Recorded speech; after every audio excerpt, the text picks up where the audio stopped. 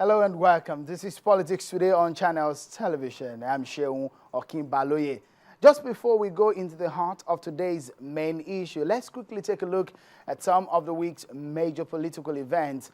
Well, in Osun State, we now know the flag bearer of the People's Democratic Party.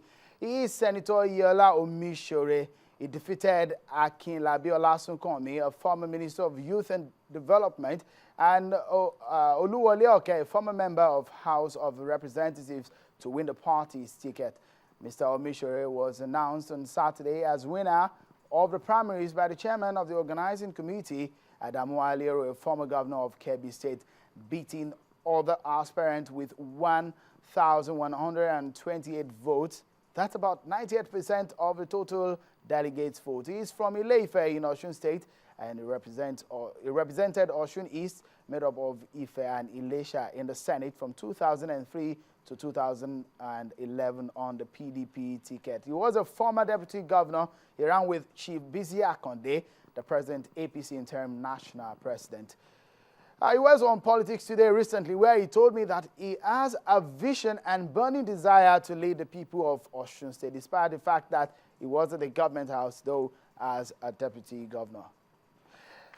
Well, away from that, meanwhile, there was a mild drama that ensued about 24 hours before the primary. Senator Isiaka Adeleke, a former governor of the state, pulled out of a contest, saying he doesn't want to put the lives of his supporters in danger because he feels the event might be violent based on threats he claims came from some quarters. Well, that particular event happened without the Senator Isiaka Adeleke, whom a lot of people locally there in Osun State known as Sheruba. He was a former governor of that particular state, and when he entered into that particular race, a lot of people are saying, well, he's going to be a game changer. But alas, 24 hours before the primaries, he came out to say, look, I do not want bloodshed, I do not want violence, I do not want a situation where my supporters will clash with other supporters, and that's why he stepped down.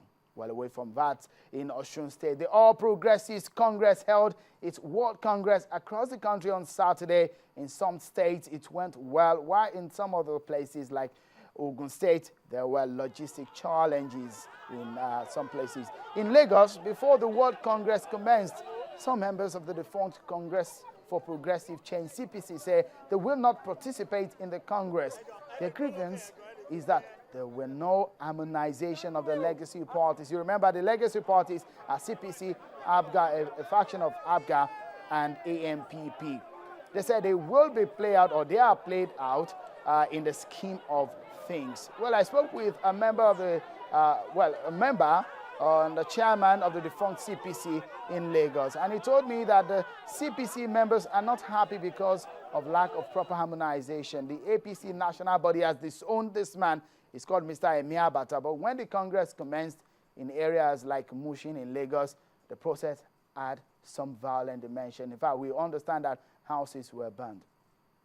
Well, it's not a good time for the APC, isn't it? As the legacy parties are still finding it difficult to integrate properly.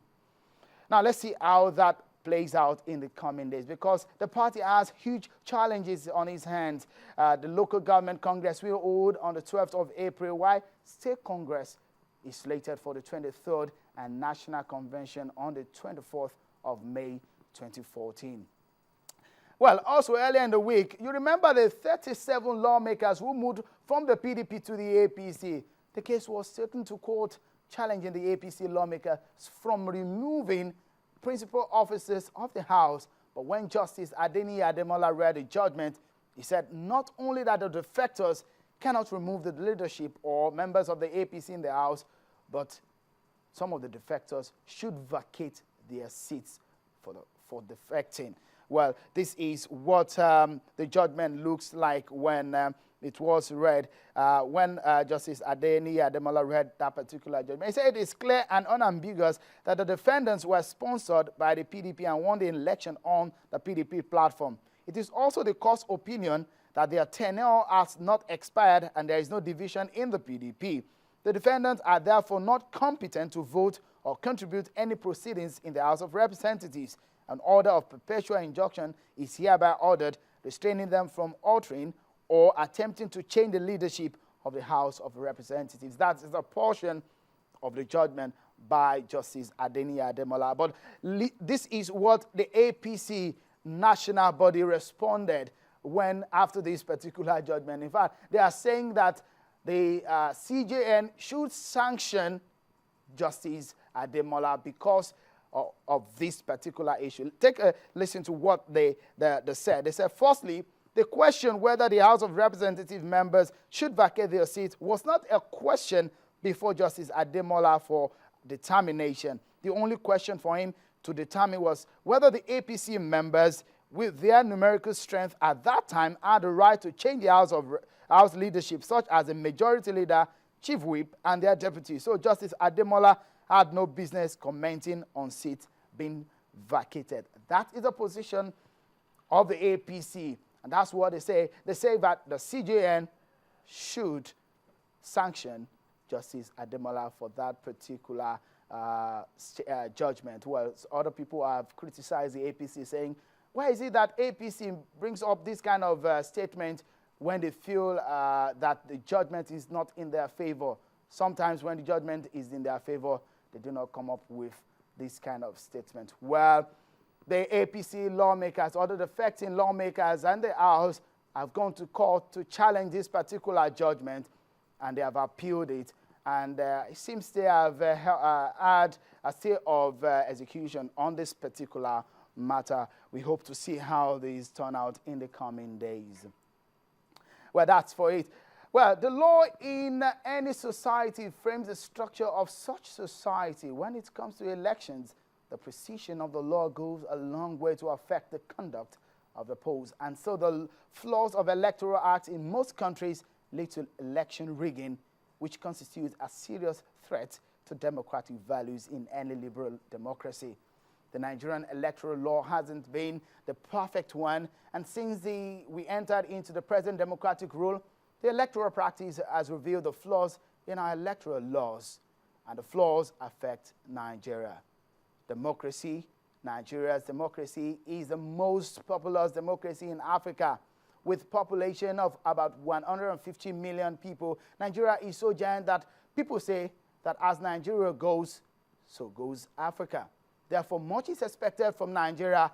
What this means is that the way she conducts her election serves as an example to other African democracies. In that case, everyone is looking ahead to the 2015 general elections. The lawmakers too have started amending areas of concern in the Electoral Act of 2010 as amended. On the program today, we will be looking at areas that urgently needs to be fixed, taking cues from the errors of the 2011 elections. I'm Shinwa Kimbale. Thank you for joining me on the program. And I have with me here in the studio politician Jimi Agbaje. Thank you for joining us on the program. Thank you, Shinwa.